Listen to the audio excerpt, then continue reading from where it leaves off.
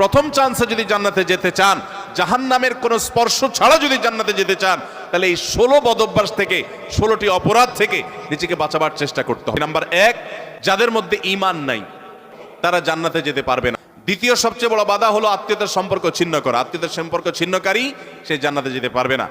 তৃতীয় বড় বাধা হলো যারা চগলখড়ি বদঅভ্যাস আছে, এই রোগটা। চতুর্থ, প্রতিবেশীকে কষ্ট দেওয়ার রোগ যাদের আছে। 5 নম্বর হলো অহংকার। 6 নম্বর হলো প্রতারণা করা, মানুষের সাথে মানুষকে ধোঁকা দেওয়া। 7 নম্বর হলো দান করার পর খোঁটা দেওয়া। 8 নম্বর হলো কৃপণতা। 9 নম্বর হলো ঘুষ দেওয়া নেওয়া। 10 নম্বর হলো মা বাবার নাফরমানি করা, মা বাবার অবাধ্য হওয়া, মা বাবার অসম্মান করা। 11 নম্বর হলো মাদক আসক্ত হওয়া।